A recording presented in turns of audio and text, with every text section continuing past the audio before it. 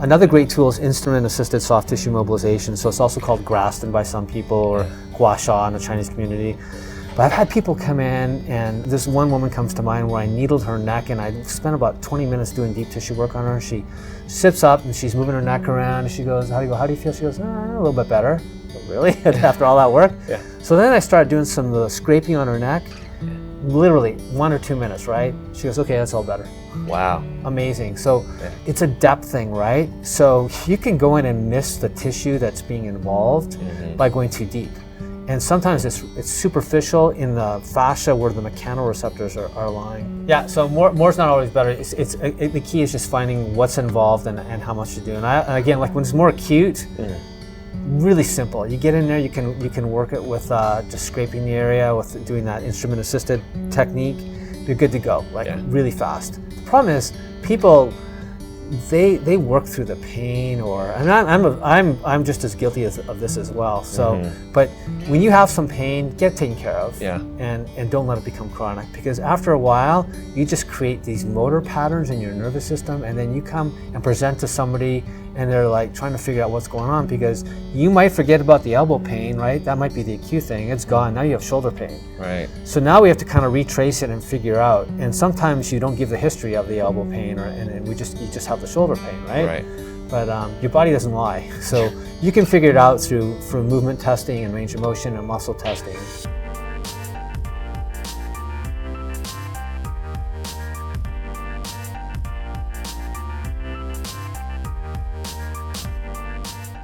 Hey friends, it's Mike Mulzel here. Thanks for tuning back into another episode. Today we're live with my friend, Dr. Geoff Lecovin, and we're going to talk all things fitness, nutrition, and mobility. Dr. Lecovin is a personal friend of mine and also my doctor, and he's helped me through a lot of issues with low back pain, lat pain, bicep issues, and much more through dry needling. So we're going to talk about dry needling as well. But first, Dr. Lecovin, thanks for coming on. It's great to be with you. Thanks for having me. It's great to be here. Awesome. I think let's kind of start off with your fitness background. So you've been training for like over 31 years. I think that's really so like personal fitness training, or personal training. So for me, got interested in fitness in the, 80s, early 80s. And when I was in high school, and got into bodybuilding, and then made that a bit of a career back then while I was in school doing some personal training, when personal training was kind of just at infancy, especially in Vancouver I was living. Yeah.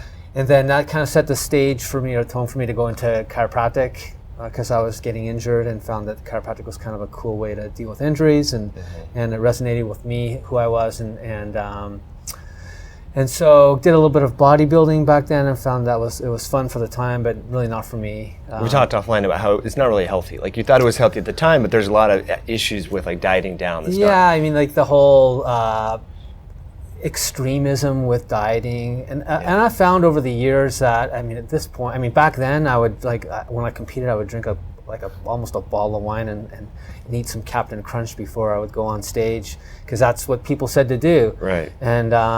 And over the years, I found like even the extreme things that they tell bodybuilders to do these days, like I maintain a pretty low body fat now without doing extreme things, just eating balanced and watching macros and micros and having sound nutrition and sound training. Right. Eating real food. Yeah. Geoff. Yeah. So if people look at our Instagrams and Facebooks, like whenever we're together, we really like go all out with food. So people should check that out. I think like if food is like 80% training and probably 80% training and other stuff 20%.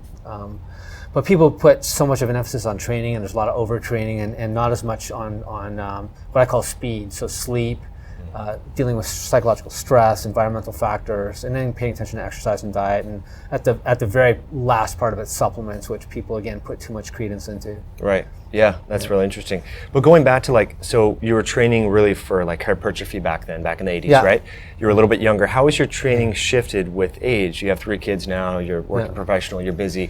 So are you doing like the same sort of volume and hypertrophy work, or more endurance based, shorter rest? Like how has that changed over time? I kind of changed my training once I got into NASM principles, National Academy of Sports Medicine, and so they have like a model. It's called the Optimum Performance Training Model, OPT, And the foundation is stabilization, and then you build on top of your stability and core strength, you build strength and then power. So I kind of oscillate between different aspects of that model, and every now and then we'll go back and do more core stuff if I feel I'm getting out of balance, which is easy to do when you start going heavy, and then go up and down into the strength and then incorporate some power stuff with that. So core is kind of at the foundation, core and stability. Core and stability, exactly. Yeah. And you were telling me like some progressions, like instead of doing like the traditional Romanian squat, do like one-legged type squats. And really I like doing the single leg Romanian deadlifts, and then you can regress or progress that exercise depending on what's going on with your body. And so you've done a lot of speaking for NASM over the years. Yeah, I teach for them. And you teach personal trainers, physical therapists, chiros, massage therapists come. What are some, like how do you incorporate like what you do as a practitioner, naturopathic and chiropractor and so forth? Do you teach the dry needling or the kinetic chain? Like let's kind of explore. Yeah, sure. So there's a foundation for the classes. There's two main classes that I teach. One is a fit class, which is basically fitness principles and that OPT model. And so I'll throw my take on things in terms of some nutritional things that aren't really part of the class that I think could augment things. And then when it comes to the corrective exercise stuff, I definitely throw in my stuff. So with that model, the developer of that is a physical therapist, and he uses that model on professional sports teams. Cool. So it's really cool. So the model is based on an integrative assessment. So you're doing a movement screen, overhead squat assessment, which we can look at later if you like. Sure. Then you break down the overhead squat assessment by looking at range of motion, looking at muscle testing, doing some palpation.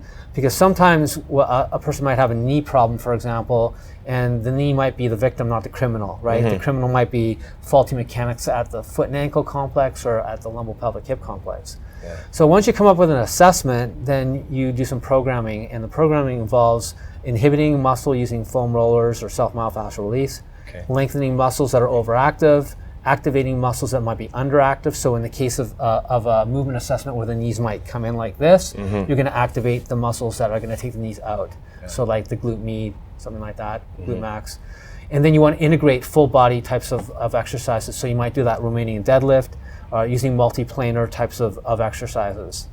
So the way I incorporate this into my practice is I'll do those corrective exercises as the homework, but I'll do dry needling and manual therapies to inhibit or activate a muscle, and I'll do maybe some other type of manual or rehabilitative techniques from my chiropractic background in order to fit them into that model. But it all starts out with the individualized assessment to figure out where that everybody's different, because your back pain might be different than somebody else's back pain. Like let's say you come in, you have some back pain, and I say, okay, we'll do the overhead squat assessment, you low back arches and you forward lean. So I'm thinking, okay, something's coming on, something's potentially going on somewhere in the kinetic chain, where's it going on? So I'll break it down, and for you it might be overactive hip flexors. For somebody else it might be, maybe that person can touch their toes and they have no problem with the posterior chain, maybe they have a problem somewhere else. Right. Yeah, that's really good to individualize that, because a lot of people say, "Oh, it's your back pain's from sitting," and they think it's like maybe that anterior pelvic tilt. But there's so many different facets. And And what I learned, and this is like a tenet in functional medicine, is looking at the root cause. Sometimes we might have like a sore elbow or bicep or shoulder, but that's like kind of this, like you called it, collateral damage, or the ricochet effect from maybe like a hip flexor issue that's causing the kinetic chain to pull in a certain way. So that's your whole point. Instead of like isolating the sore spot, which is good for like symptom relief, but to get the root cause, we need to really look throughout this movement pattern. Yeah, because there's this idea of regional interdependence where each region is connected to the joints above and below. So like, let's say for example, you have somebody that pronates or overpronates, then that's going to affect the positioning of your foot and ankle complex, which is going to cause your knees to cave in and internally rotate. It's going to cause your hips to increase in the anterior pelvic tilt positioning, which is going to place some tension on your lats because they attach into that area, which is going to affect your shoulder and your neck and ricochet down through your upper extremities. I love how you kind of explain that, but is there any like gender differences, or if we can apply like a 70% rule, where you see a lot of people, if they sit for their job, they usually have this pain, or is it really all over the board, like it's so diverse in terms of like the commonalities that you see? Yeah, so from a gender difference, I think women have more of an issue with that knee valgus positioning just because of the hips positioning they have due to the ability of childbear. So wider hips cause the knees to come in? Yeah, this Q angle is different, and so that affects their knee valgus positioning. So if you look at women jumping, or if you look at some of the injuries that women have that are non-contact injuries, you'll see that there's a lot of cruciate types of injuries that occur just because of that they're biomechanically set up for that. So that's why women generally, like with basketball, tear their ACL commonly. Yeah, it's very common. Yeah, okay. If you watch some of the videos of people jumping, like some of those CrossFit videos showing that are women jumping up and down, and the landing error is just pretty remarkable. So you can see that they're set up for an injury. And the overhead squat assessment can help us to identify if they're predisposed to that. Like, can I prevent them from having a future injury? Or if they have an injury, can I identify what the mechanics are, what's the fault? So as a general rule, women, due to their hip structure, are more susceptible to that inner knee type injury. So what would be some like common things that they can do at home, like foam rolling, inside, outside? So let's say that woman comes in, and I do an overhead squat assessment, and I see that knee valgus, or that tendency for the knees to cave in. So the overactive muscles that can be potentially causing that might be coming from the hip adductors. We might have something going on with the TFL, which is a hip flexor and internal rotator. So I might have her do some foam rolling and some stretching to those muscles, and then activating the muscles on the other side, so those hip abductors, so the glute medius. So they might do like a clamshell is a common one, or a wall slide. Yeah. Awesome. Okay, what about for low back pain, for people that are active, squatting and deadlifting? Any common things that they can do? Similarly, like we were talking about with the knees for women? Yeah, so again, it's the same thing. Like, over time, there's going to be pattern overload. So like if you do the same thing over time, whether it's a micro type of repetitive strain or a macro repetitive strain, depending on the person's mechanics, how they're doing it, they're going to present with a different problem. So that's the beautiful thing about this. I think this approach that I use via NSM is that it's specific for the individual. So you're going to come in here, and I don't have any preconceived notion or agenda or bias. And I go, what's going on with you? You're going to tell me your history, and I'm going to use that, and then I'm going to take that in conjunction with the objective findings. That's fantastic. Another issue is like for people that are lifting weights that have desk jobs is shoulder pronation, right? So what obviously we want good posture and to be mindful of that, but what are some other tips that we can do foam roller wise? So that's commonly called the upper cross syndrome. So it was developed by a guy named Yonda, who is a Czech physiatrist or neurologist who would see factory workers with these recurrent injuries and these patterns. So what he found, if you look at the body, is that there was a cross pattern between overactive pecs, SCM, scalenes, upper trap, suboccipital muscles, and that overactivity was crossed with underactivity in the deep neck flexors and the posterior scapula stabilizers. So same thing, if you see somebody that comes in and they're forward like this, heads forward like that, that's just a postural distortion pattern that's static. And then when you do the overhead squat assessment, you might see something like the arms falling forward, or you might see an accentuation of these things, or even you might even see when they're doing their work, or if they're lifting, those patterns might become accentuated as well. So I'm going to do the same thing. I'm going to inhibit the pecs, inhibit the SCM, the scalenes, upper traps, and suboccipitals, doing self-myofascial release and stretching to lengthen the muscles afterwards, because they're more susceptible to lengthening after you inhibit them. So basically with inhibition or self-myofascial release, you're doing something called autogenic inhibition, where there's mechanoreceptors in those muscles that respond to pressure, and you can temporarily release those or stimulate those so they're more susceptible to a stretch. And so you stretch those, and then on the other side, flip side, you're going to activate those scapula stabilizers and those deep neck flexors through isolated types of exercises. And then you want to do a dynamic type of exercise to bring it all together. Because most people are going to train the dysfunctional pattern, right? You can't just have them go back in there and say, well, you need to change your technique, because their technique might be poor because the mechanics are poor.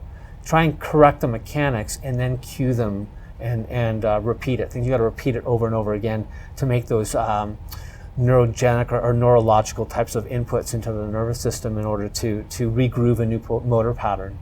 Yeah, so that can take a long time, regrouping that. If repetition. you've been, lifting the same way or having poor form due to a mechanical dysfunction and accentuating that right through exercise, then that can take a long time. Those motor patterns, like how plastic are those? So I mean that's a good term, plastic for sure. They can be, you can re-educate. So you come in, most people come in for an acute problem. That's really simple, right? You come in, you say, I was at the gym last week. I injured my shoulder. I'm going to go in there and do some needling to do, anti-inflammatory. I generally like for inflammation or acute problems, I like the acronym MEAT instead of RICE. So MEAT stands for mobilize, exercise, analgesics, and treatment. So I'm going to apply manual therapies, acupuncture, some contrast hydrotherapy, get in there, move the tissue, get it moving, and then give you something maybe that's a natural anti-inflammatory. So that's an acute thing. From a chronic thing, now it's your brain understands, right? It's like learning to ride a bike or learning to crawl. There's these patterns that are ingrained into your nervous system. So it's going to take, depending on how long you've had it, weeks to months to change that pattern. But I think this is a really important discussion to have, because a lot of people, they hear that CrossFit's good for weight loss or whatever, and they jump into this, but they may have like the words that you use, accentuated mechanical dysfunction. So they're training a dysfunctional pattern. Eventually something in the kinetic chain is going to break or get injured, right? Yeah. So like you mentioned, like an overhead squat like this. So if you were to snatch or do an overhead lift and you're doing that, you're eventually going to have some issues. So it's going to break important. down. Yeah, that's why I like to say, I have people say, do you do CrossFit? I say, no, I do CrossFix. They go, what's that? I go, I fix CrossFitters. Right. But I mean, that's joking. Like CrossFit is, when you look at that OPT model of stabilization, strength, and power for your fitness, CrossFit is more up towards the power, right? But people who go in there, they should be screened. And they should be screened for muscle imbalances, and they should periodize their routines up to that, and then make sure that they don't stay in that power phase. Otherwise, they're going to overtrain and break down. Yeah. Right. Do you see that in your clinic quite a bit? All the time. Yeah. Is it more men or versus women, or is gender neutral? It's both, gender neutral. Yeah, I mean, because when you're in there, the mentality is competition, right? Yeah. So you're competing against yourself, and if you're a man, you might be competing against another man or another woman, right? I'm not going to let that woman beat me, right? Yeah. So you're going to cheat. Yeah. More than likely, you're going to break down your form. And once your form and technique break down, you're more susceptible to injury, especially if you have faulty mechanics. Yeah. And you're pushing the weight beyond pushing your yourself. natural limits. Yeah. Yeah. Interesting. So that being said, do you recommend people learn traditional weightlifting first, then go into CrossFit, or are you okay with CrossFit as long as people understand their mechanics? Yeah, I would say it would be an ideal world. There'd be somebody screening you in the CrossFit setting and then periodizing things. So if you came into me and you had all these biomechanical dysfunctions, I can create a workout in the stabilization phase that's more of a core workout and have you sweating. Yeah. Right? And you don't need to do a power workout. You're still going to sweat and you're going to still get that benefit and you're not going to get injured. Yeah. That's awesome. And so you do that for clients? Yeah. Yeah, here in Kirkland, Washington, which is awesome. And I think what gives you a lot of credibility is you're doing this too. There's a lot of practitioners that don't really practice what they preach, but you're very physically fit and have been lifting, and we'll get into your morning routine, but at 5 in the morning for years, you don't miss a workout no matter what. Yeah, pretty much sure. Unless I'm sick. Yeah, right.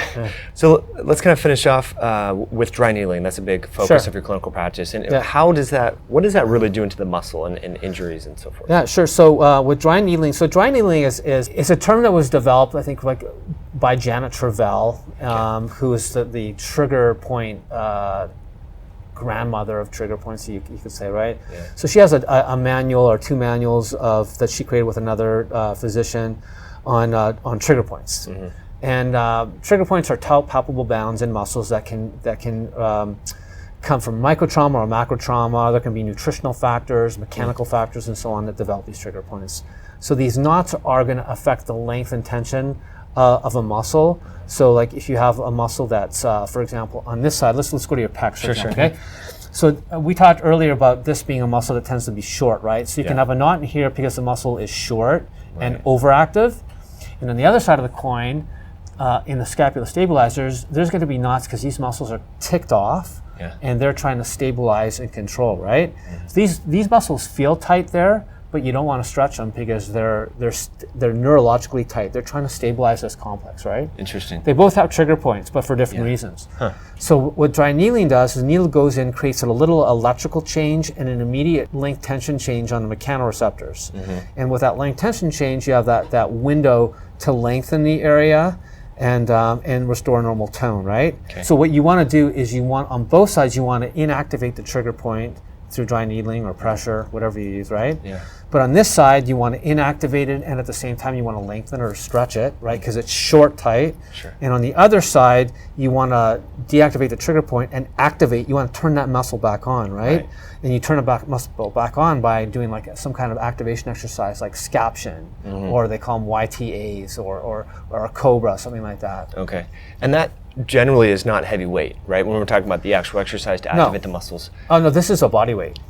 Yeah, or very lightweight. Yeah. And so the tempo is, the term tempo basically is an acute variable that helps to lead to that adaptation, right? So when you have a tempo for like how you're lifting the weight, so it's the eccentric, the isometric, and the concentric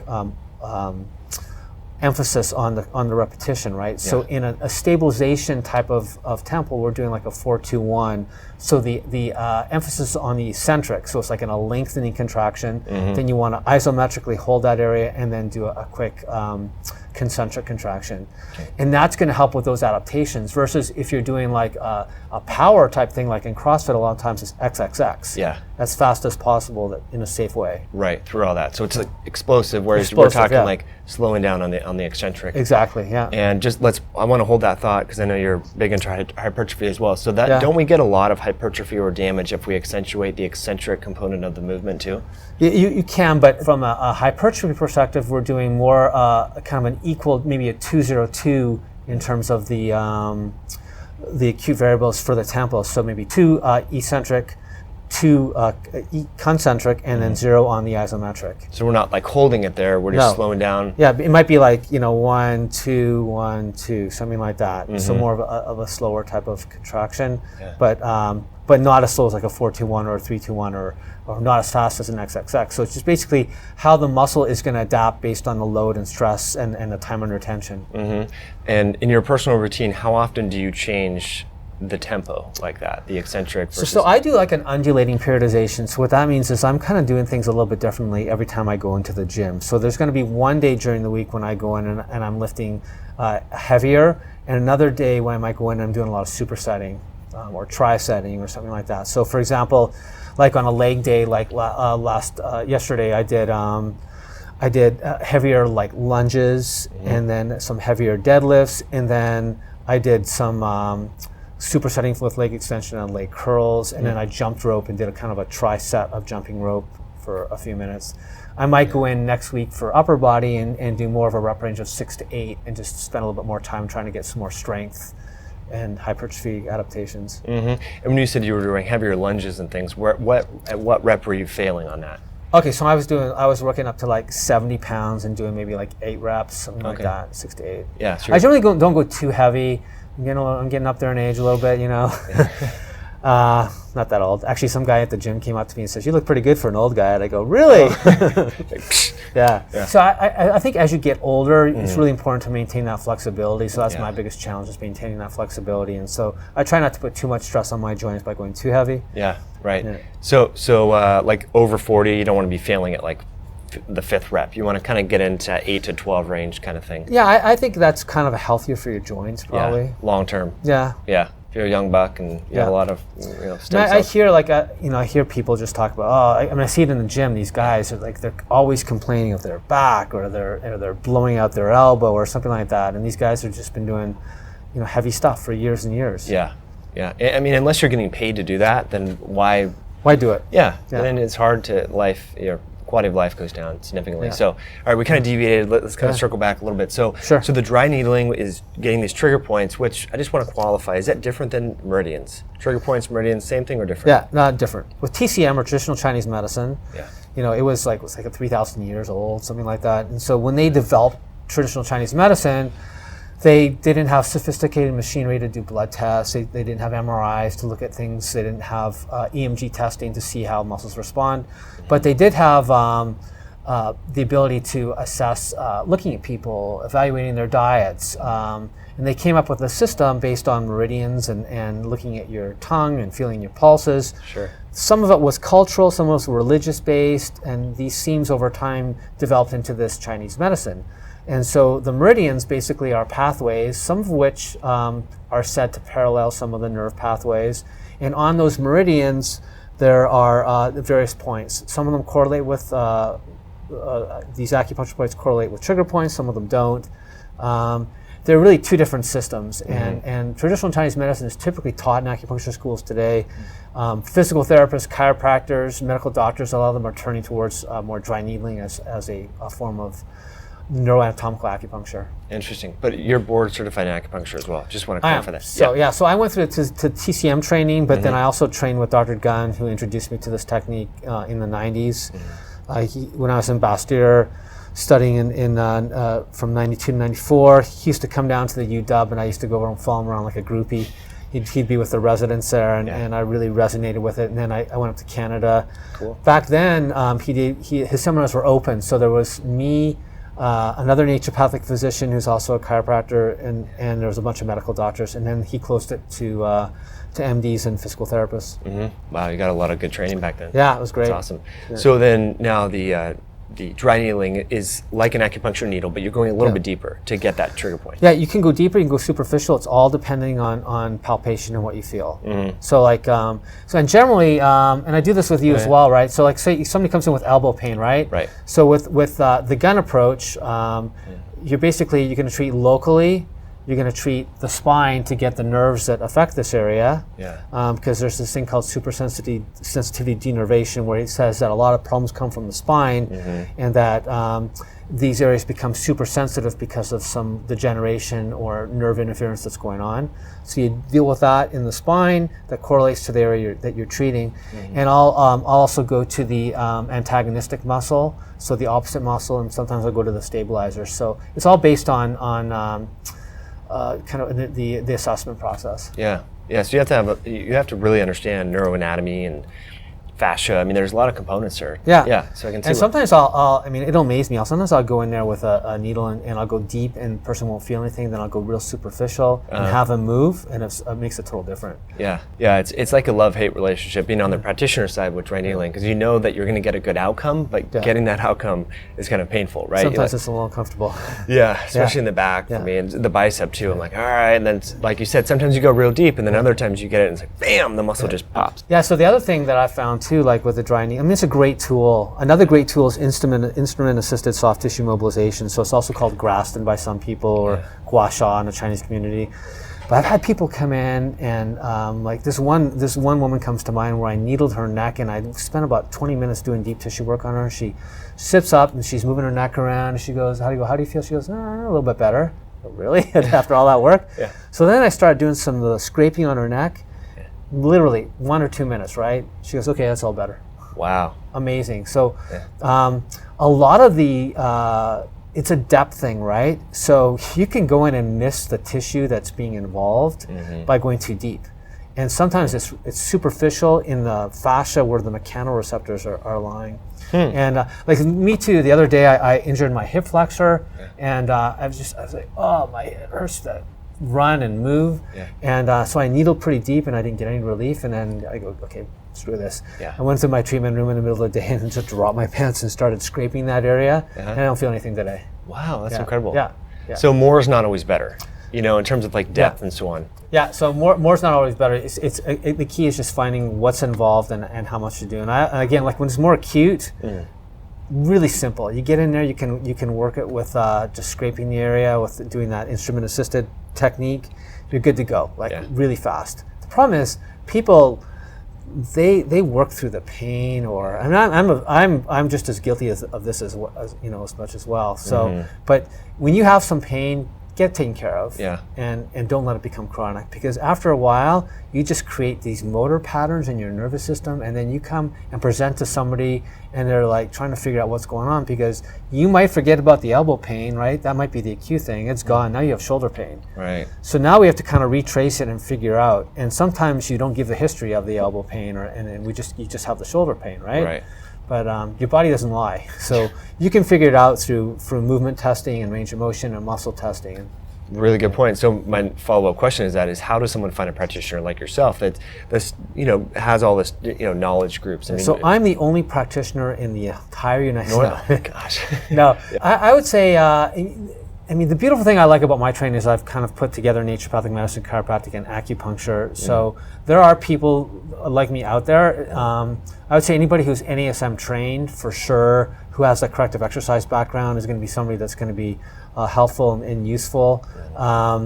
That you could see anybody that takes a more of a movement assessment. So there's a functional approach versus a structural approach. So somebody, if you go in and you say, I have some elbow pain, and they just pay attention to your elbow and don't look at your shoulder and your wrist, I would say that's a bit of a flag unless it's an acute problem. Right. Okay. So make sure they're doing the assessment, individualizing the treatment based upon your own unique inhibitions in your movement and so forth. Yeah. A lot of times people have gone in for chiropractic care, for example, right? Yeah. The typical scenario is you go in for an adjustment, you feel great right afterwards, you get into your car, and by the time you get home, you're feeling sore again, right? And part of the problem is the right area hasn't been addressed, right? And you're getting that temporary release of endorphins and that lengthening of the tissues, but maybe the victim was being addressed back there, and the real criminal is the hip flexors. And so they didn't do enough of a release on the hip flexors because they didn't notice that you lack extension in the lumbo-pelvic area, and that really that's the problem. And so what happens is, this is a typical pattern, right? Yeah. So overactive hip flexors, right? So they reciprocally inhibit the glute max, which is the opposite or antagonistic muscle. Right. So the glute max is a major extensor. When that thing goes to sleep or becomes, we call it gluteal amnesia, then the erector spinae muscles, the back muscles, and the hamstrings have to kick in, okay? And they become synergistically dominant. So people say, oh, my hamstrings are tight and my back is tight, right? But they're tight, they're victims. They're compensating for weakness in your glutes and overactive here. I see. And unless you direct your treatment at that pattern, then you're going to have the pattern. It's going to recur over and over and over again. And you can see, if somebody has an anterior pelvic tilt in their postural assessment, when you look at them, it's more than likely that this pattern of the overactive hip flexors and that their hamstrings might be neurologically tightened, but they're trying to stabilize your pelvis. And if you keep on stretching them and doing stuff to, it's the same scenario as your back there, right? In the back there, you don't want to lengthen them unless they're actually short tight. Somebody has a posterior pelvic tilt on the other side of the coin, which isn't quite as common. Now we're having some short tension in your hamstrings, right? And some tension in your abdominal muscles. The opposite scenario, and you're going to see that when you do a movement assessment, right? How somebody lies supine on their back, and I'll check their leg, their hip flexion, look at their leg length, and I'll have their leg up so it's like, perpendicular, and they'll say, oh, my hamstrings feel tight. Your hamstrings aren't tight. If I go up halfway and they're tight, then they're tight. They're short tight.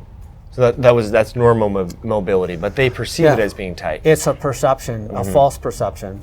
And let's talk about kind of the root cause of the overactive hip flexor. Is that sitting in kind of a lot of this type movement? Yeah, so again, so the hip flexors are similar to, now we're talking about the lower cross syndrome, right? So we talked about the upper. The lower cross syndrome is you have overactivity in those hip flexors crossed with underactivity in the glute max. And then, and so in this case scenario, sitting for prolonged periods, people who run or do a lot of hip flexion type of exercises, that can be a problem as well. Yeah, that makes sense. Okay, and that's where the foam roller on the hip flexor can be good. Absolutely, yeah. Yep. Yeah. Awesome. The brand of the foam roller that you recommend? Yeah, the brand. So I use, I like the Trigger Point Performance brand. Full disclosure, I do teach for them, but I think it's a good product, and it's easy to manipulate. It's not too long, and you can regress and regress things, as well with other foam rollers. So there are softer ones. So the white one's probably the softer one. It's a typical foam roller. Then there's blue, and then there's black. I think, again, with foam rolling, people try to really torture themselves and go in really deep, and you see people making all kinds of weird faces and stuff, and that's counterproductive. Because remember what I told you, like in an acute thing, it might be superficial. So you could go in there with a foam roller and go superficial and feel great. Or you might have to go a lot deeper. Yeah. Interesting. Recently, Tim Ferriss did kind of his tools of like elbow pain. It had all these different contraption. You put your arm in, and it's like a bearing of sorts, and you kind of move it back and forth. Yeah. Any key tips for like bicep, tricep type pain? I know for men, at least, that can be kind of an issue with, if they're doing a lot of pull-ups or like power cleans or snatches. Yeah. Anything for that? So he put the arm in a contraption? Yeah, and what kind of movement? It was a way to kind of just, I think, the brachialis. Was isolating it? Yeah. Okay, so it sounds a little bit like what's called voodoo flossing. That was I think that's what it is. Popular by Kelly Starrett, who's a physical therapist, at coming up with this mobility wad with a CrossFit in San Francisco. So basically, what he's doing is compressing the area really tight, and then and then he's mobilizing it or moving it under compression, which is a great technique. So it's very similar to what you would get out of like pin and stretch type of movement or motion that you would get in a like active release type thing. Cool. Anything about mobility, joint pain, trigger point therapy and things that you wanted to address that we didn't really cover yet? Because I want to transition a little bit more towards like carbohydrates and exercise, an area that we've had a lot of like offline discussions. But anything that we didn't talk about that you want to dive into? Yeah, so I would say that every joint tends to have or need a certain amount of mobility and stability. Yeah. And but there's kind of a cool paper out there that was written by Greg Cook, and I think Mike Boyle is another. He's a physical therapist or trainer that talks about it. It's a joint by joint approach. And with that, they basically looked at the joints from the bottom up and said, well, this joint needs more mobility, this one needs more stability.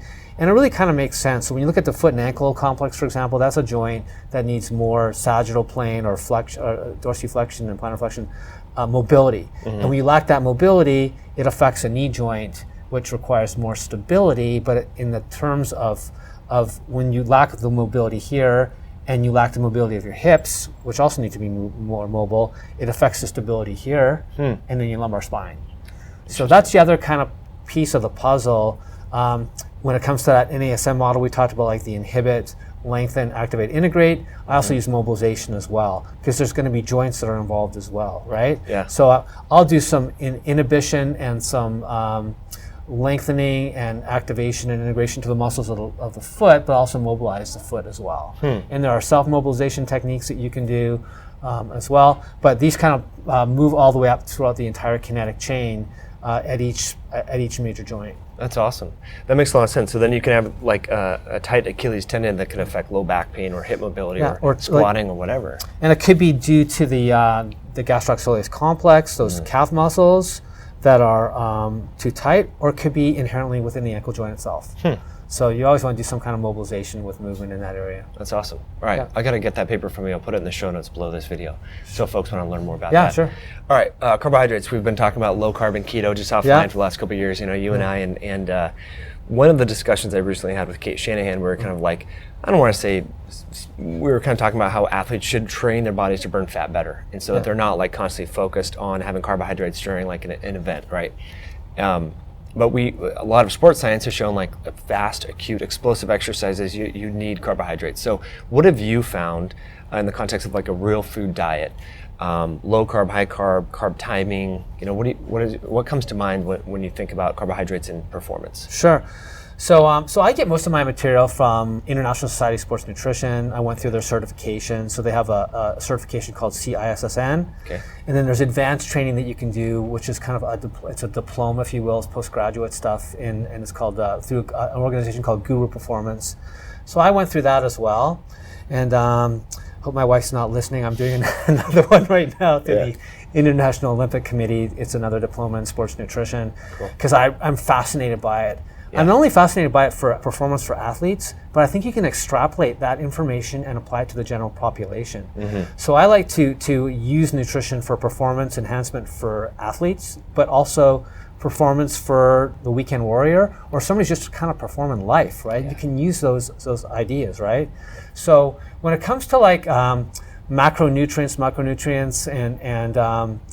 and performance, I think this guy came up with this pyramid. His name's Eric Helms, and it's brilliant. And the pyramid basically has a foundation of energy, and so we're looking at calories, right? Calories in, calories out, and you're going to use the calories in terms of the energy you need to perform an event. So either performance or you're going to use those calories in order to create an adaptation. So you might exercise in a fasted state, Sure. or you're going to use those calories, that energy in terms of weight management or weight loss, right? So let's say you're going to skip breakfast and have like Fatty coffee or whatnot. exactly that kind of thing. That can be a strategy as well. So that's the foundation, right? Then water, of course. I throw water in there too. Then you have macronutrients: carbs, proteins, and fats. And so what I like to do is emphasize or make sure people are getting the appropriate amount of protein for their activity. So if you're sedentary, the 0.8 grams per kilogram body weight from the RDA perspective might be okay. But for an athlete, we're looking closer to upwards towards 2 grams per kilogram per body weight. I think it's been shown to be more appropriate. So get the protein in, have some protein with each meal. Make sure you're getting healthy fats, like olive oil, monounsaturated fats, avocados, nuts, things like that, Sure. And some healthy saturated fats, and avoiding the omega-6 fats that we get too much in our diet of a lot of times. And so getting that balance of fats, and then using the carbohydrates to fuel your energy or fuel your adaptations, right? So sure, you can become keto adapted, but I think the amount of work and energy, and it just, to me, it doesn't seem like it's a natural thing that your body wants to do. Now, somebody comes in with a neurodegenerative type of problem or a certain type of cancer, I'm all in it, right? But then there are other things that they're on their plate that they're dealing with besides performance, right? Right. But if a bodybuilder's coming in, for example, and they're trying to get big for competition, then they're going to need carbohydrates in order to fuel their energy performance, right? Same thing with an endurance athlete who wants to have that extra kick for the sprint at the end, right? When you look at the respiratory exchange ratio and how we utilize macronutrients based on exercise intensity, the more intense you are, the more carbohydrates you have. So if your tank's not filled, then you're going to start to catabolize your body, which isn't healthy, right? That's why you see a lot of marathon runners and triathletes look fat, skinny, right? Versus a sprinter or a boxer, where they're doing their high intensity, they look great, right? Yeah. So you want to manipulate those macronutrients according to your activity, and you need it for your adrenals as well afterwards, right? And you need it also for your thyroid, and they're important. Yeah. And I don't think, personally, some people will use high glycemic carbohydrates, right after a race, and there's a lot of sport drinks and things like that that are using that. I think you can do it with healthier forms of carbohydrates. So, like real whole foods, sweet potatoes, yams. Yeah, real stuff. Now, if somebody's in a crisis and they're exhausted and they've pushed themselves to the point where faint or something. Yeah, okay, by all means, give them some Gatorade or something like that, right? But the idea is you want to prevent things before they happen, right? So have that balance, and you can create adaptations, and I'm fascinated by the adaptations that you can create by manipulating carbohydrates. So maybe training in a fasted state for an endurance athlete, not for a bodybuilder, and using caffeine in order to kind of kick your adrenal glands and decrease that rate of precipitate absorption, so you can train harder, right? And then maybe recover by increasing your carbohydrates, or even there's this idea of train low, recover low, and sleep low, and then when you're competing, then amp up your carbohydrates as well. Yeah, a lot of different strategies. You personally train on an empty stomach. I train on empty stomach just because my gut is sluggish, and I know that if I go into the gym with food in my stomach, it's gonna be diverted to my GI tract, and it's gonna be a bit of a problem for me.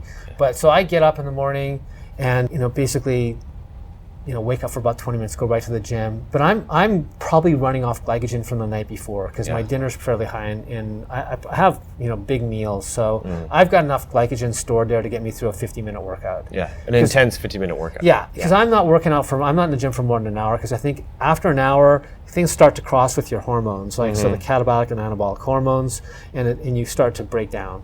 Yeah. And so you're having caffeine beforehand. Are you doing the fatty coffee or? No, I'm going in just fasted. Oh, really? No coffee? Nothing. I see. I thought you had, okay. Yeah. And you have coffee later in the day? I usually have it later in the day, yeah. Any particular reason? Just in habit. Yeah. I enjoy coming into work early and doing charts and having some coffee. But again, it's a GI thing for me. So and I think people, it's individual. Like I used to work with somebody, and she could probably have like a pizza and then go for like a 3-mile run. It wouldn't be a problem for her. It's just my digestive system doesn't work that way. I see. Yeah, I'll have water. I'll have a couple glasses of water, and then my wife does a lot of juicing. So sometimes she'll have like some beetroot juice and some ginger and apple. So I might have like maybe a cup of that, something like that. Yeah, on really intense days, maybe a leg day or something where we want that extra kick. But in a sense, you're kind of stressing your body and training those adaptations, like mitochondrial and maybe ketogenic style, because you're relying upon, you're probably depleting your glycogen during some workouts. Absolutely, And so that's kind of interesting. Yeah. But I think when you look at the ketogenic aspect of things, I think like if you look at it from an ancestral perspective, we probably went in and out of a natural ketogenic state just on the fact that there was food available and food not available. Yeah. To me, that's natural. But some of the, and then again, therapeutically, if somebody comes in and they're having some problems, I might say, okay, let's try and do that. But it's not always the right thing, and I think you do have to monitor things. Like I had a patient who came in with rheumatoid arthritis and some weight management issues, and I put him on this ketogenic type diet, and I monitored his blood work, and he came back and I did an LPP panel on him, and it was a bit of a mess. Really? Like his triglycerides were high, his bad LDLs were bad, and so it wasn't the right thing for him, right? He felt good, but he was at risk, right? Sure. So you got to deal with the risk factors. Another person, I had her do that bulletproof coffee idea with some intermittent fasting type things, and she has a PCOS kind of presentation, and she did great with it, right? So it's kind of specific. Yeah. And just came back, we were talking about that pyramid, right? So like, the foundation being energy, water, macronutrients, right? And on top of that is micronutrients, right? So the idea is micronutrients and phytonutrients you're getting from plant food, right? So having that whole foods-based type diet with an emphasis on plant food, right? So I think it's important. And then timing is important, right? So using, that's the next rung on that pyramid. When to eat, what to eat, how often to eat, fueling your performance or not fueling it in order to get an adaptation, right? And then on top of this, supplements. And what people put so much emphasis on supplements, right? And they're really like 5% of the whole thing. Yeah. And like even my son, he's always, buying all these latest and greatest supplements, and I go, you're wasting your money, don't do it. There's some supplements that work out there, but again, if you don't pay attention to sleep and other factors and your macronutrients and training properly, you're not gonna, the supplements aren't gonna really, they're not the icing on the cake, right? Unless you've got a good cake. Yeah, right. So you have to really work on the foundation for them to be effective. Yeah. I mean, when I supplement, it's really just like when there's a lot of stress or a lot of, that sleep imbalance, the foundation isn't, that solid because of travel or whatever. So I'm trying to get as much as I can from everything. So supplement comes in. You cannot supplement a bad lifestyle, right? It just doesn't work. Right. And that's I don't want to say my problem, but I mean, I see a lot of healthcare providers, colleagues that practice green medicine, and you go in and typically you walk out of a naturopathic office with, bags of supplements, right? Sometimes people will come into me. I had this patient that came into me with a bag of supplements, right? I'm saying, when do you have time to eat? Yeah. She got all these supplements. And then, so I said, let's go through each of these supplements. So by the time we went through all the supplements, I said, okay, there's 3 you should be on. And she basically kept on putting all of them back into the coin because she felt she needed these supplements. And a lot of them overlapped. They had the same nutrients, but they were just different formulations. Well, I need this for that, or I need that for that, or so on and so forth. And I go, really, ultimately, you don't need any of these things. Take some vitamin D, take a probiotic, get some fish oil, have a multiple. Let's call it quits. You don't have any other issues where you need to have it. Yeah, really important point. Yeah, so eat real food, phytonutrients, fiber rich, the important point. And you share. We've been talking about this YouTube video. There's a couple with the Stan. I can't remember, big Stan. He's from Tacoma, and then Rich Piana. And they have this protein shake, and they have a barbecue. He's like, "Here's my new protein." He throws down a T-bone steak. It's beautiful. Yeah, that's pretty funny. All right, so let's talk about your morning routine, Jeff. We kind of hit on it a little bit, but you have this set of morning routine. You're in the office, seeing patients by like 7:30 in the morning, and you've been doing this for years. So let's talk about what you do in the morning. So first thing in the morning, get up, just kind of think about my day. What am I going to do? Kind of visualize. I'm big into visualization. I just read this book. I'm a little late to the table. It's a book on basically how to manifest stuff. Sure. Written in the 30s. Think and grow rich, right? Exactly. We were talking about that. Yeah. All those. I try and apply those things to, like manifestation, right? Yeah. So I kind of use that visualization to what I want to bring into my life, personally, my family, and so on. Okay. Then I'll go to the gym, I'll do my routine, and come back, have a huge breakfast. So I usually spend about 20 minutes putting together breakfast. Nice. So a typical breakfast is going to be always a smoothie. So water, greens, berries, some kind of like healthy fat, some ginger blended in there. Hopefully not wake up the family. Have that, and then have some protein. So protein will vary between eggs or some kind of healthy animal product, whether it's like a sausage or turkey bacon or something like that. How many eggs, just curious? Like 3 or 4? Or? Yeah, 3 or 4. Yeah. Nice. Yeah. Then I'll come to the office, get some coffee, go through chart notes, kind of look at my day, review charts, review labs, things like that, and then start seeing patients. Yep. And I'm just grazing throughout the day. So you're having like snacks, or you're having like, so you have large breakfast. Okay. Yeah. Yeah. So mid morning, I'm gonna have some kind of paleo cereal. So basically, it's a nut-based cereal. There's one that's made on locally here that's like a coconut base with some nuts. But just basically kind of nuts mixed together, and I'll throw in some whey protein in there and some berries, a little bit of water, mix it up, good to go. Yeah. So you're on your feet all day. Yeah, I'm on my feet all day. Like really getting in. I mean, it's almost a workout. That's why you have such big arms, probably. Yeah. And then I'll have lunch. Lunch usually, again, emphasis on plant-based. So maybe leftovers from the night before, or I'll go to PCC and get one of their kind of salad-based things and some protein. Yeah.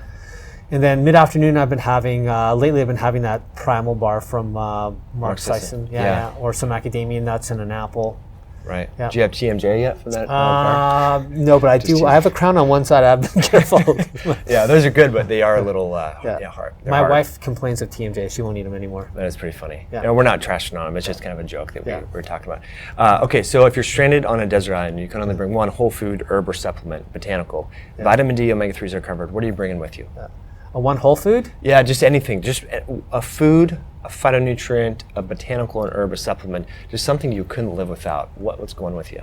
Wow. Okay, let's start with the supplement. Probably a probiotic. Yeah. Right. Okay. The herb, probably ashwagandha. It's one of my favorite herbs. Good adaptogen. Nice. And then like a whole food type thing. Yeah, just one food that you just couldn't live without. Maybe eggs or turkey bacon, whatever your favorite. Yeah, I go for eggs.